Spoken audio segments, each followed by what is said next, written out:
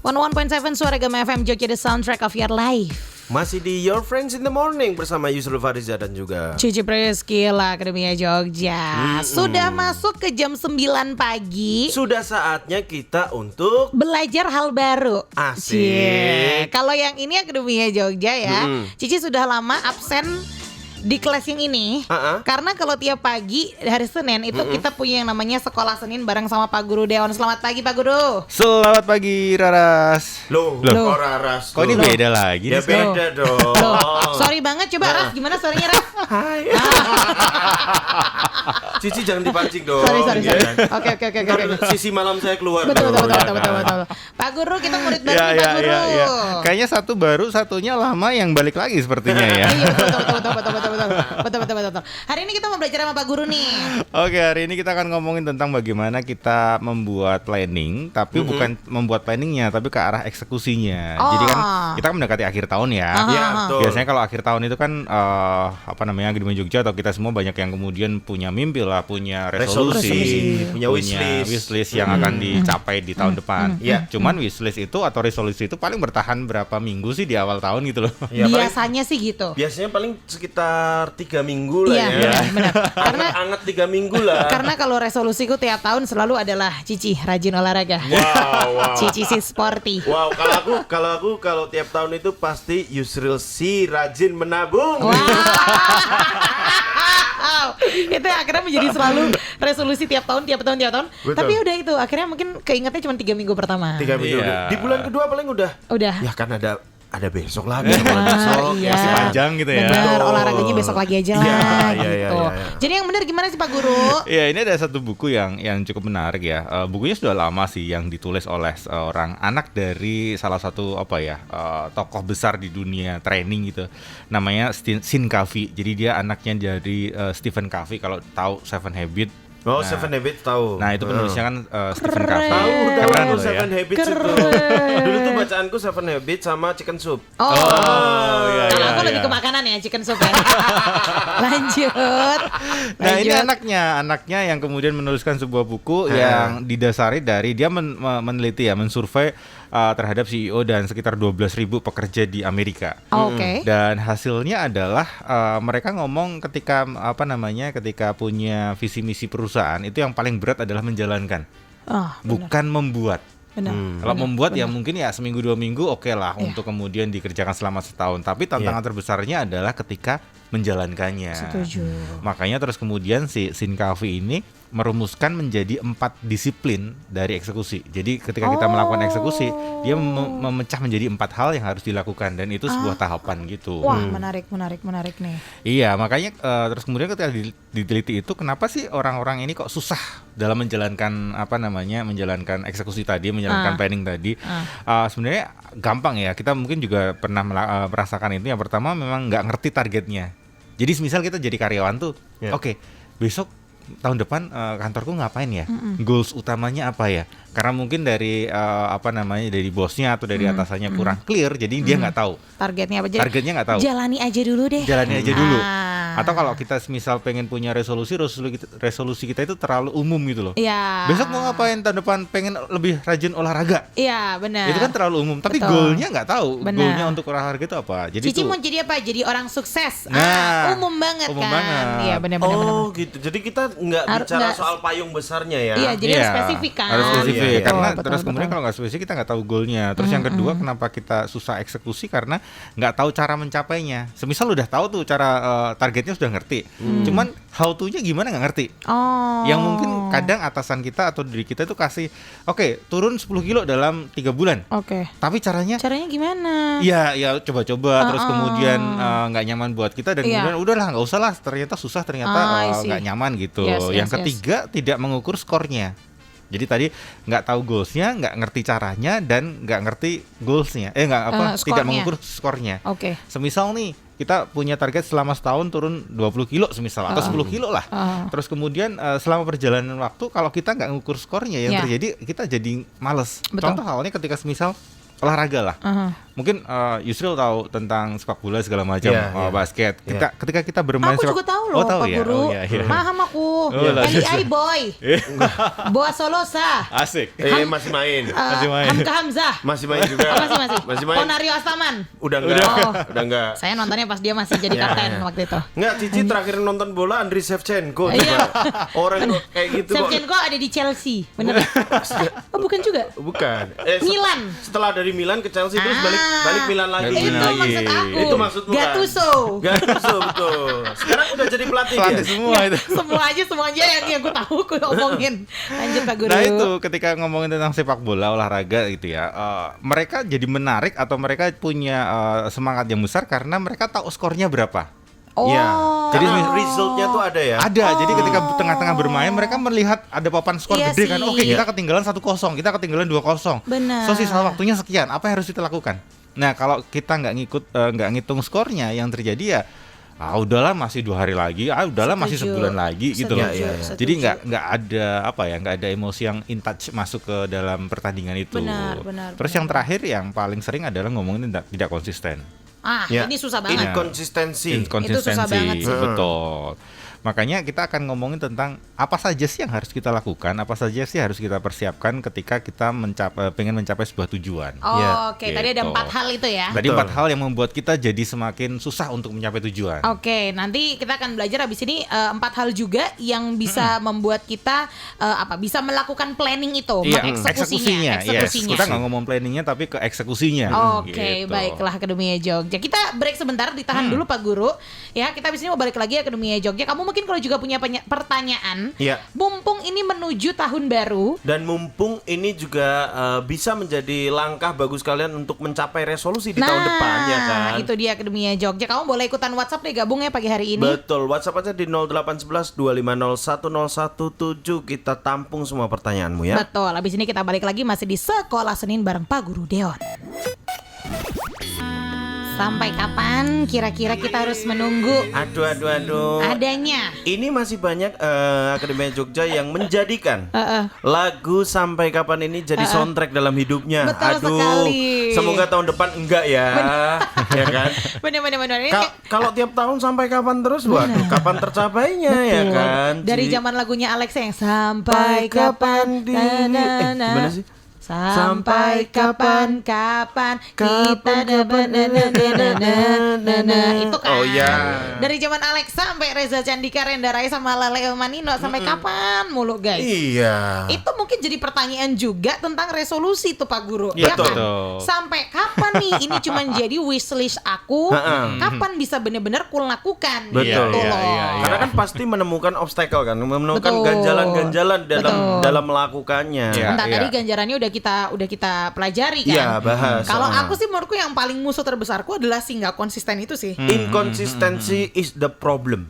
Mungkin kita udah bikin targetnya, udah ngeliat progresnya juga, skornya bagaimana.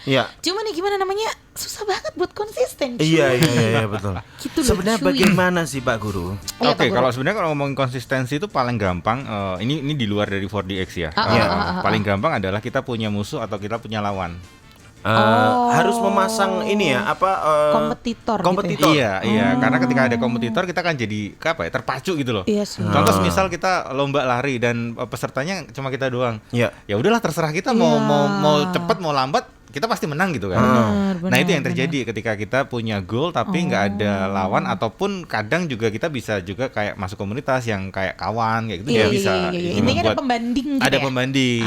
Jadi skornya tuh kelihatan satu berbanding berapa nih. Yang berikutnya tadi ya ngomongin tentang lawan atau kawan.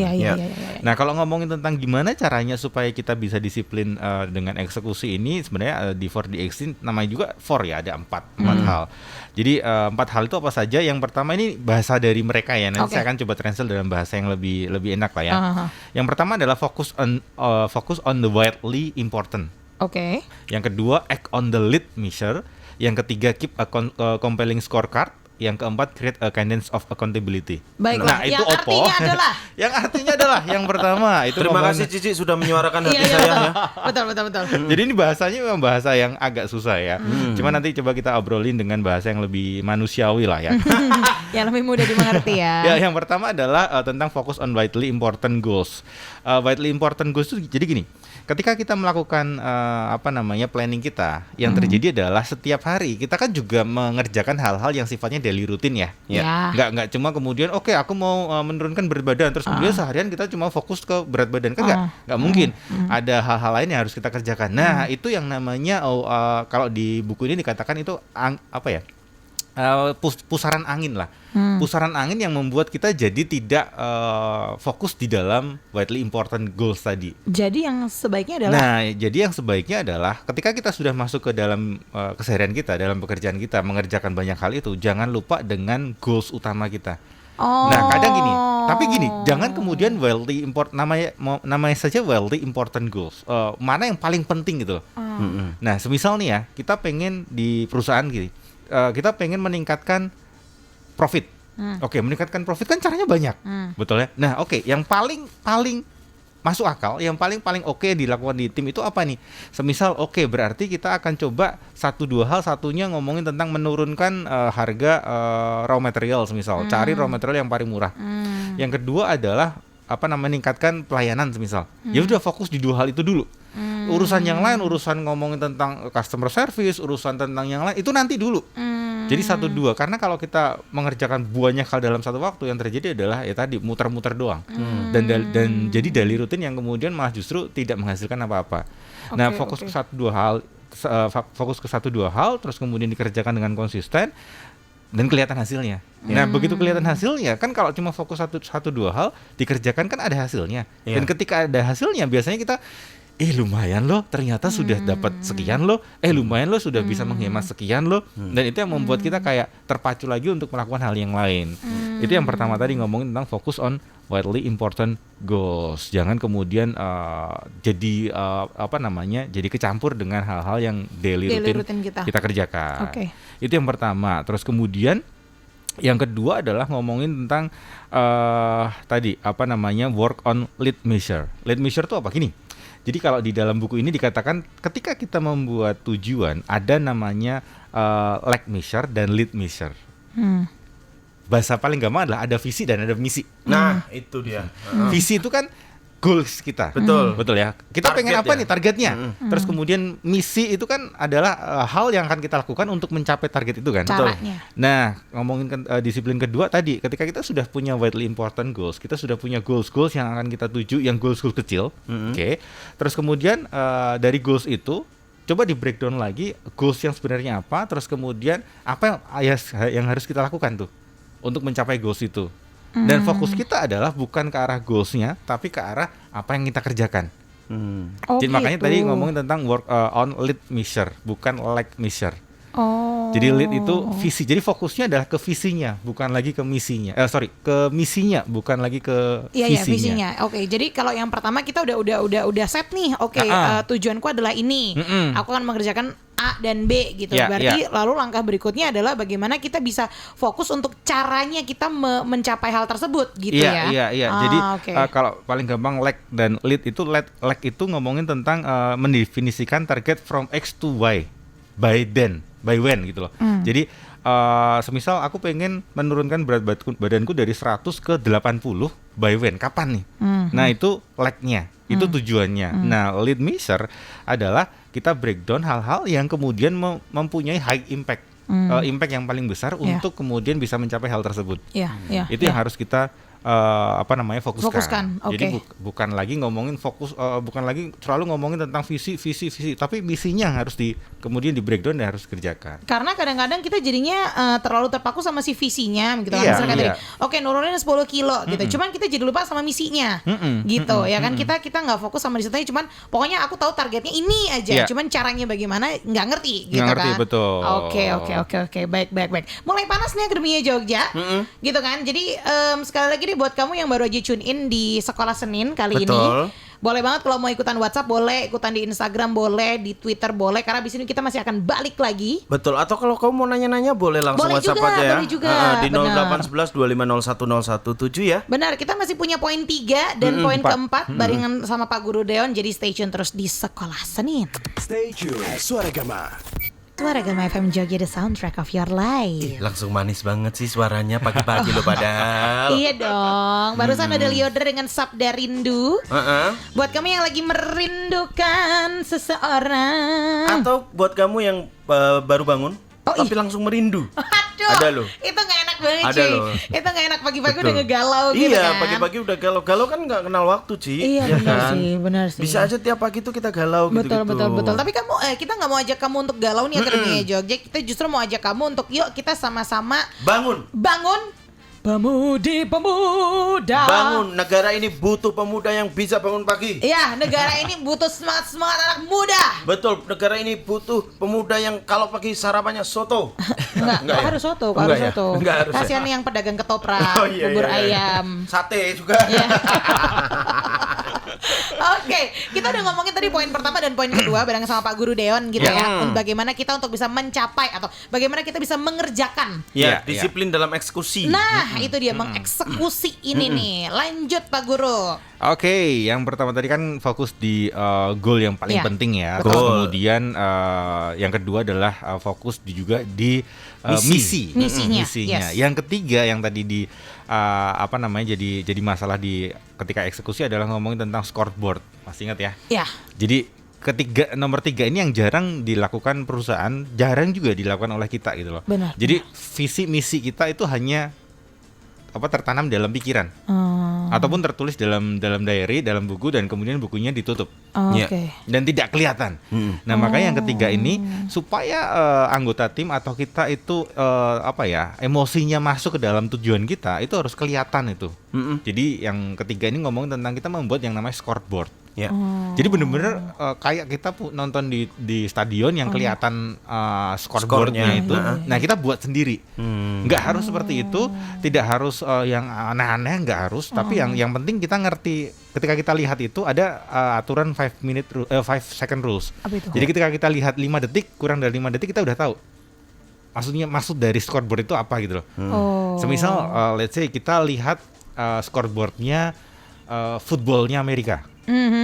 Football Amerika kan bukan soccer, bukan sepak bola ya, yang American rugby football, itu ya, ya. American football. American football. Kita kan nggak tahu gimana penilaiannya, gimana nilainya segala macam. Nggak tahu sistemnya segala macam. Dan begitu disuruh ada 3, 4, 4 nih yang lebih menang, maksudnya gitu, lebih kayak gitu. Enggak, maksudnya ketika kita lihat itu, kita kan butuh proses untuk ini maksudnya apa sih scoreboard ini? Karena kita nggak ngerti pertandingannya, peraturannya segala macam. Nah, itu jangan seperti itu. Makanya buat sesuatu yang kita ngerti lah, sesimpel yang kita tahu gitu loh. Jadi bisa dibuat model grafik, bisa di model angka yang jelas gitu.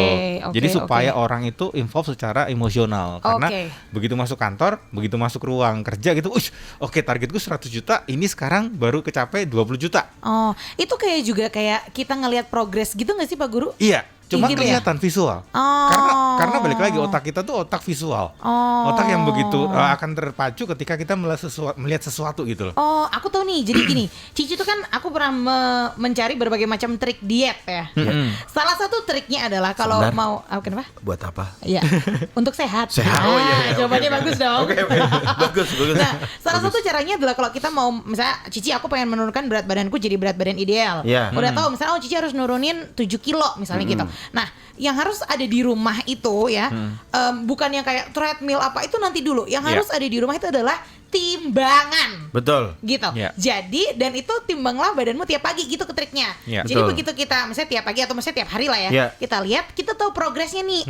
Hari ini dari misalnya target aku 3 bulan turun 7 kilo. Hari ini aku udah turun misalnya berapa? 0,5 kilo lah, setengah kilo misalnya gitu. Wah, aku udah turun 2 kilo segala macam. Jadi begitu kita tahu progresnya, mungkin tadi nyambung itu kita kayak terpacu gitu kan. Sedangkan kalau misalnya Cici nggak tahu progresnya sampai mana segala macam, kayaknya oke atau kayaknya nggak oke atau malah mungkin aku malah melupakan melupakan si target 3 bulan turun 7 kilo gitu ya. Atau lebih ke arah kalau kita tidak memasang, kalau kita tidak memberi target, itu malah akan kita tidak tahu sejauh mana kita sudah berprogres gitu. Kalau misalnya tadi targetku adalah nabung, di bulan pertama aku berhasil segini, di bulan kedua ternyata segini gitu. Iya benar. Biar kelihatan stepnya kali ya Pak. Kayak scoreboardnya tuh bisa juga yang seperti itu gitu ya. Jadi ketika tadi semisal ngomongin tentang timbangan ya, timbangan ada, tetapi scoreboard ini adalah di depan timbangan itu ada tulisan, ada kayak kertas atau apapun yang menunjukkan posisi kita di mana dan tujuan kita di mana gitu. Oke. Aku udah seperempat jalan nih ternyata. Udah seperempat jalan nih, udah setengah jalan nih. Aduh, targetku 1 M nih sebulan. Ini baru 100 juta nih. Kayak gitu. Berarti baru 10% nih kesuksesanku gitu ya. Jadi kayak terpacu lagi lah untuk kemudian bisa mencapai itu. Itu jarang tuh, soalnya jarang dibikin ya. Iya, ini yang paling menarik nih.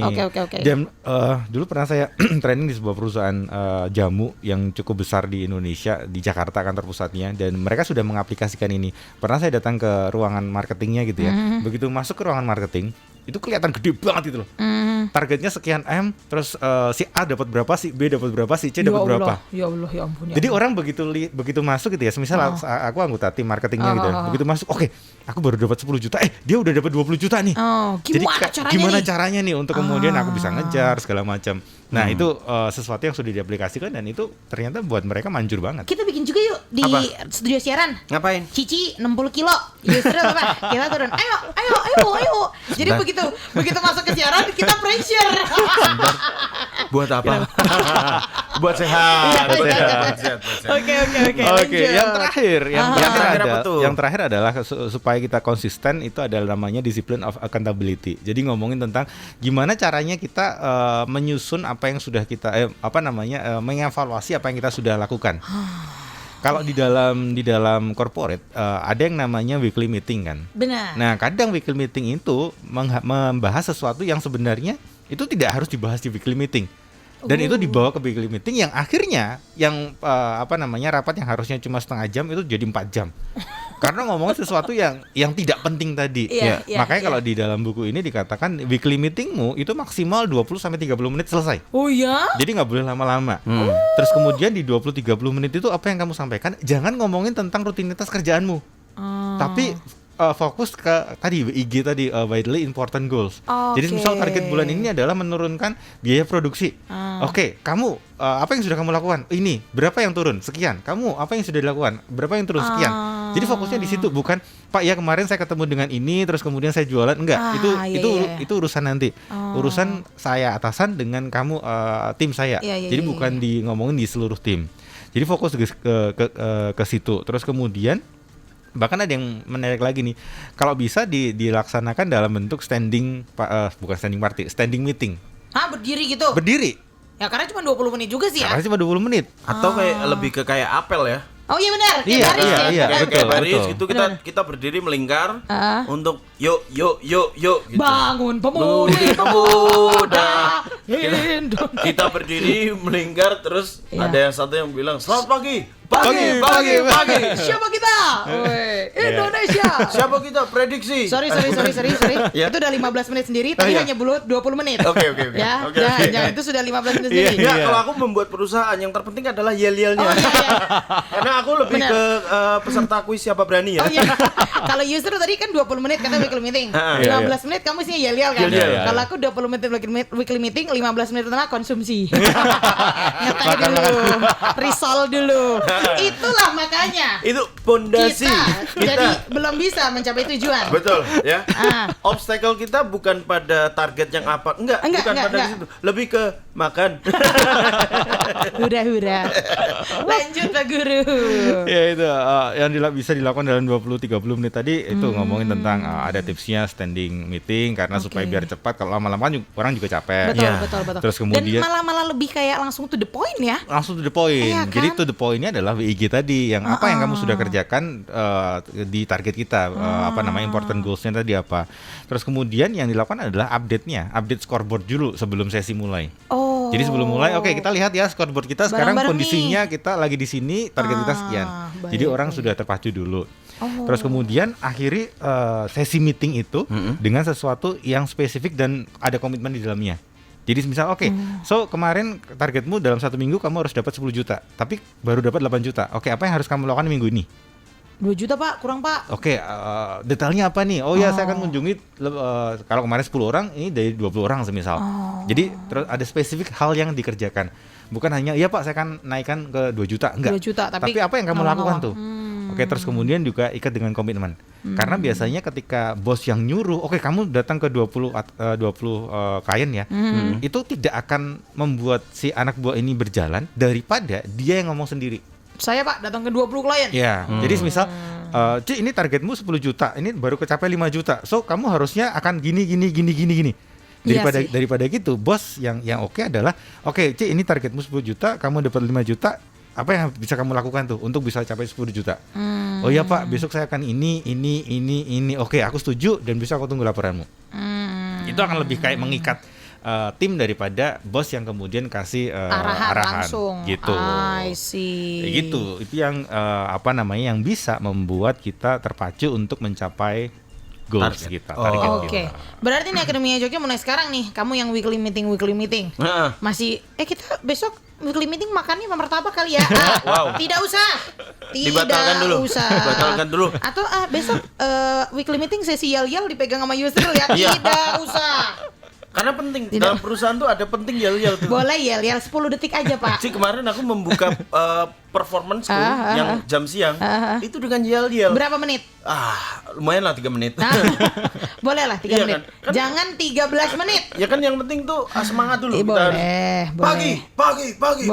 Boleh, tapi terus begitu target gimana? Pak, target masih 2%. Aduh. Aduh, ya itulah Akademia Jogja ya. Mungkin sedikit pagi hari ini yang bisa kamu ingat-ingat, kamu catat gitu juga mungkin. Betul. Untuk nanti kita bisa membuat goals dan kita benar-benar mengerjakan goals kita di 2022. Betul. Nanti agar resolusi kita itu tidak berjalan di tempat, nggak jalan di tempat gitu kan. Buat kamu yang merasa 2020 gitu-gitu aja, 2021 gini-gini aja.